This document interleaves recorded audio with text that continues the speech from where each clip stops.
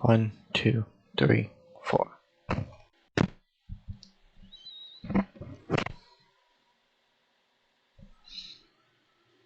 Hello everyone, Chris back here again. Today we will be playing some more Brawl. We're going to be playing with Corvold Cursed King today, and that's because we're going to be playing some Jund Dragons.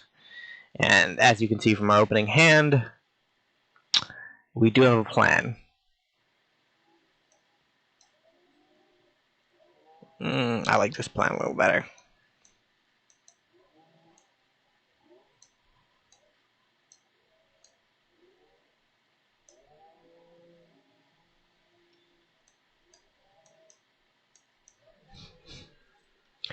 That might give away what we're trying to do, but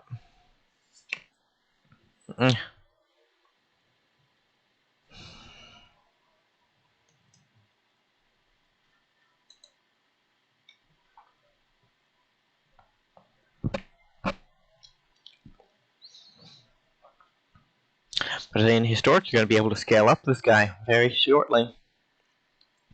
Probably won't do anything, but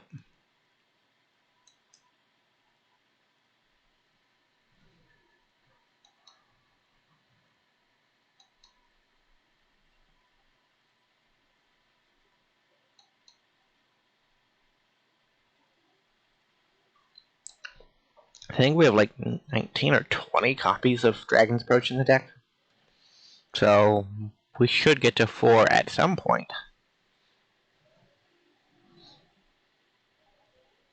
Then we'll get a dragon. I don't know if there are any good dragons to get.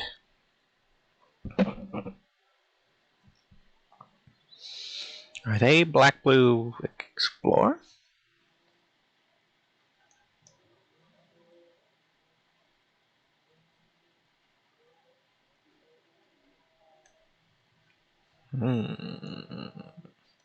Dragon's Approach.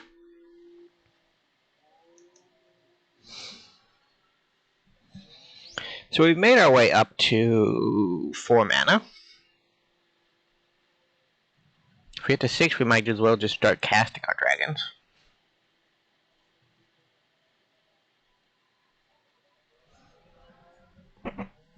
Luckily, our opponent appears to be playing a slower game plan as well.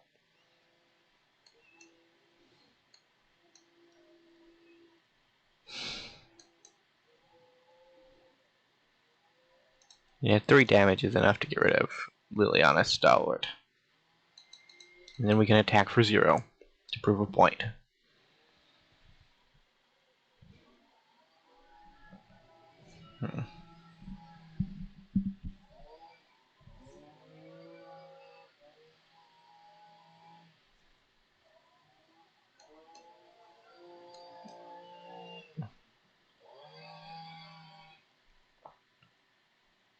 Corvold wants to come down.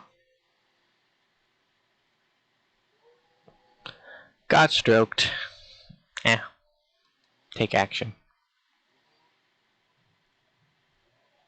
Next turn we can Green Dragon.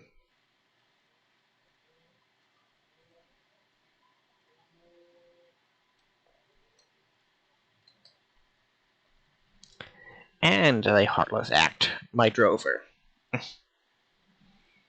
Not very Daijobu.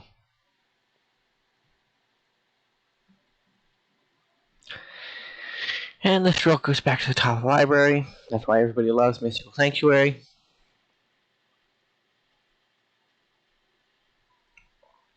The shame there isn't a spell to blink a permanent in Standard.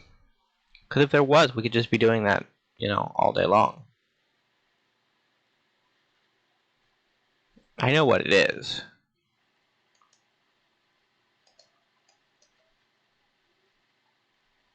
You got another counter spell? It's a sad state of affairs when you have to counter a Dragon's Approach.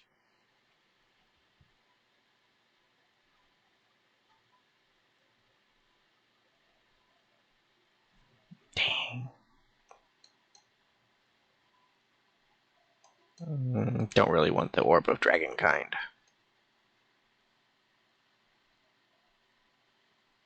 We have a 4/4 flyer.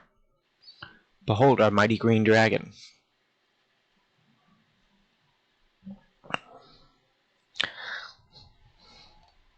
Those knights don't look like they're doing a great job.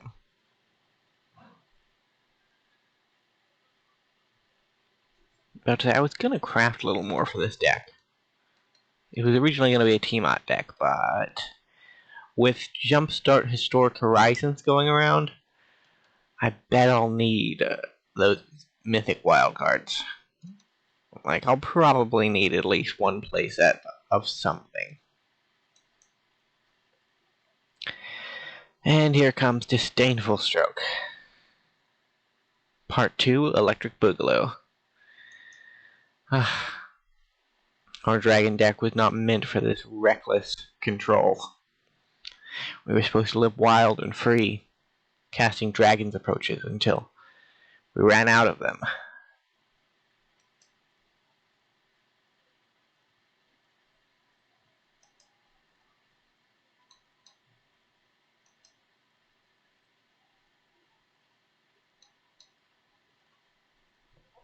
I don't know if the biggest dragon in our deck can save us now. I was wrong.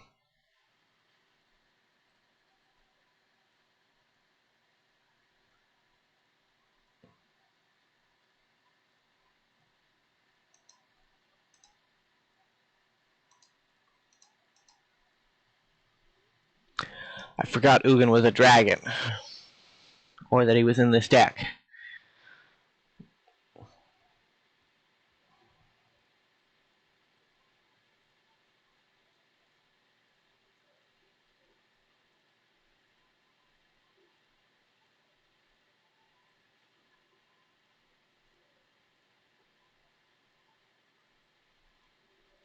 Man. Ugin is a good card. I used to play with him a lot in Standard. But after we lost our ramp package, he kind of was a little hard to actually play. Plus, he doesn't really fit well with the current top of the control meta.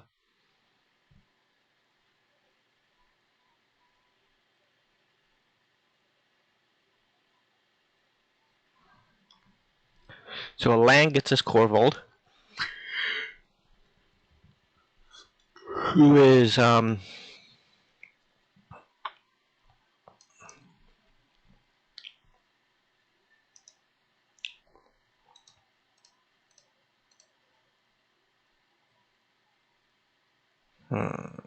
what are we gonna get?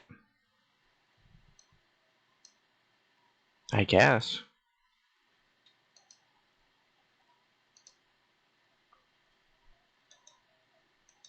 Swing for 9.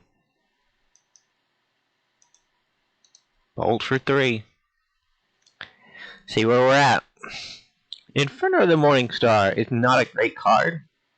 I don't think. But he can be in a pinch, you know? Like, if we just get... So we have 4, 6, we need 14. Can you deal with Ugin? Because you need to deal with Ugin. Or I just bolt you and you die. Because killing my new favorite card in that horrific of a way, it has not ingratiated yourself to me. Scry all you like, death still comes.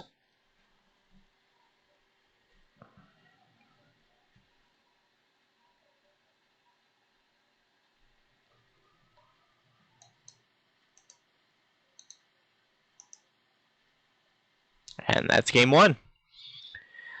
We're going to do a game 2, because even though that was a bit of a slog,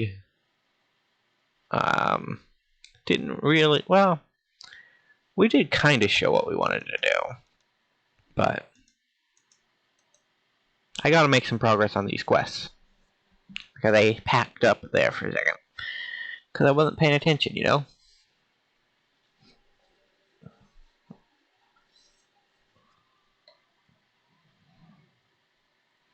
So as always, in this deck we play the tap lands first, because we have a lot of them. Because this time around I decided It's not going to be the mana base that kills me. It's going to be the bad cards I play. So I was like, fine. I'll play tap lands. I don't want to, but I will.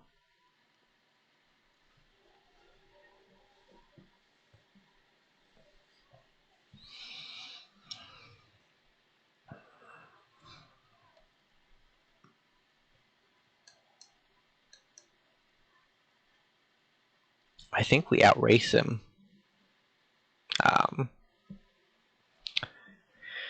Just with dragon approaches at the moment, which is kind of funny. Of course, next turn we're actually going to have to probably deal with the Ascendant Spirit.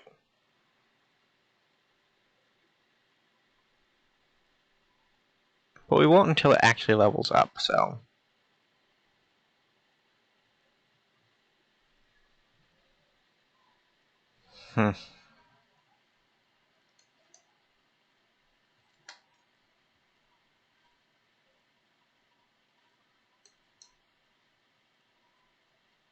So we've lost the race at this point, but we're getting close to casting our Dragon's Approaches, which we don't have many good dragons in the deck, but Witherbloom off the top would be okay. Can we get Witherbloom? I hope we can.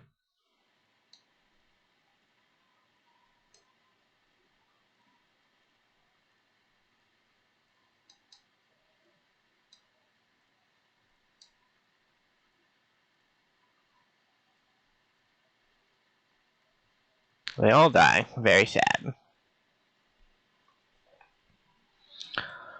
Untap land gets us to Inferno, which is a good card. Dragon's Approach. Pass.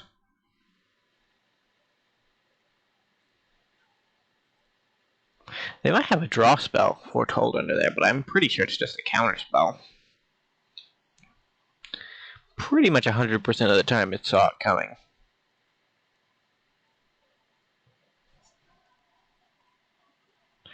Ah, how cute. Decline. Bloodline Protector is too weak to get survive 3 damage anyway, so...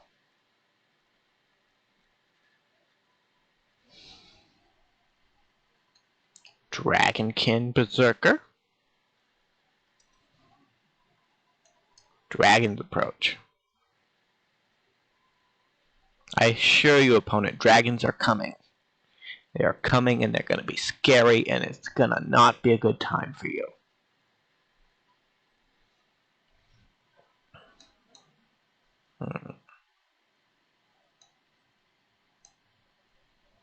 First dragon.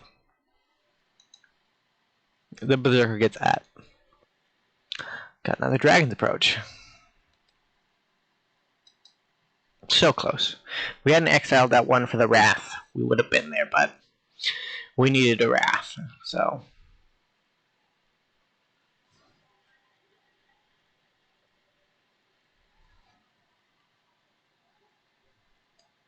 Dragon's Approach. Dragon's Approach. Take action. 1, 2, 3, 4.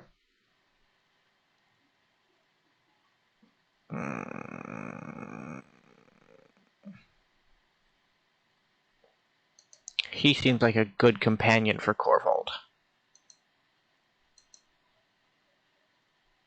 That is the way I wanted to stack those triggers too.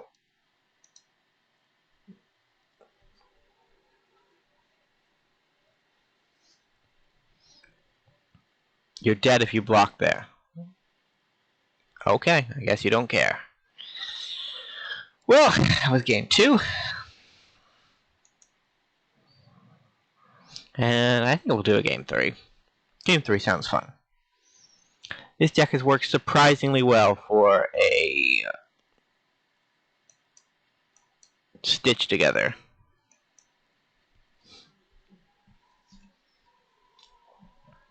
And the fact that we're casting Gorbald each game means that we're getting closer to our quest, so that's good.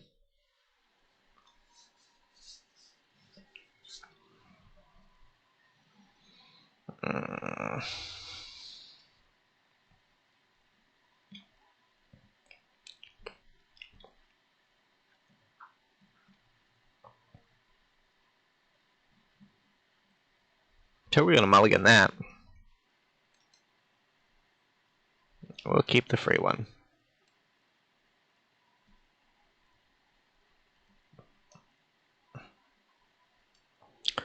We might have to deal with that 1/1.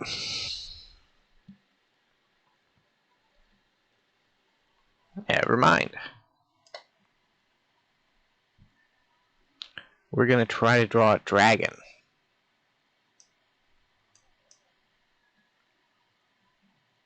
If we draw a dragon, Dragon's Fire will save us from a Love-Struck Beast. Maybe.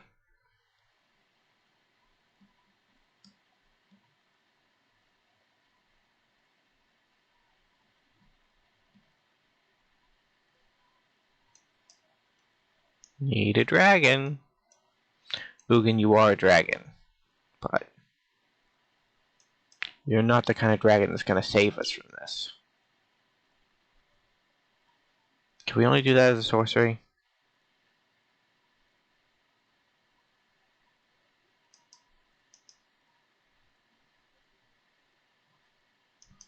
We got one. Neat.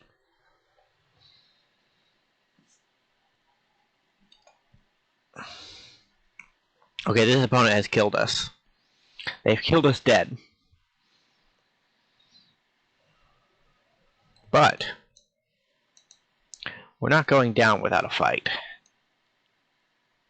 Reveal a dragon.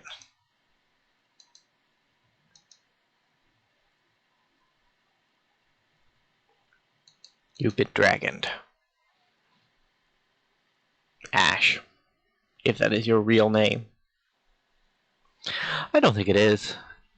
I only know of one little kid named Ash, and it's been 11 for the last 20 years. Toski wielding a spear. I don't think that's how that should work, but... And the venture deck just finally decided to venture. Guess I had enough of hitting us to draw cards. As you can see, we have a wonderful assortment of dragon approaches in hand. They're all very powerful, very useful. But, you know, if this is the way it ends, I'm okay with that.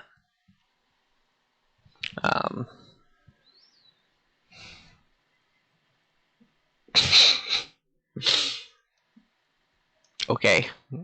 Ebon Death.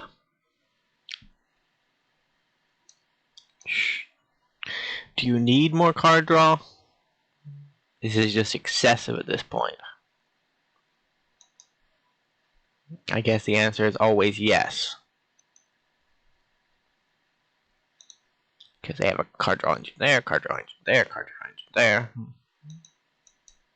I mean, arguably he's the card draw engine sometimes, but dungeons are a little less. I'm gonna draw a card for everything that I do. Go away, Toski. No one likes you. Oh, fuck. There we are. Stop auto-passing. Why? I put a stop there. Why? That triggers on planeswalkers too? That's something you didn't know. He's also a human elf. Ugh. Disgusting. You may not know this, but we support the Thalmor here. Yeah. So, human elves, not cool. They can go somewhere else. Not for racial reasons. Just because. And whatever you do, don't talk to any of the Thalmor.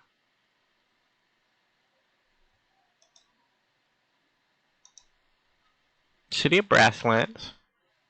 Sleeves, so they're sleeves, not lands. Lands are these stone lands, which might have a purpose, might not have a purpose. I don't know. Why did they sacrifice a land? What did that? Oh, their Tomb of Annihilationing.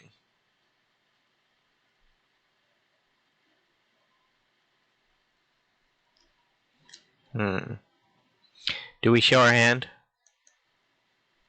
I think we do. Behold, Dragon's Approach. That's a dead planeswalker right there. Well, never mind.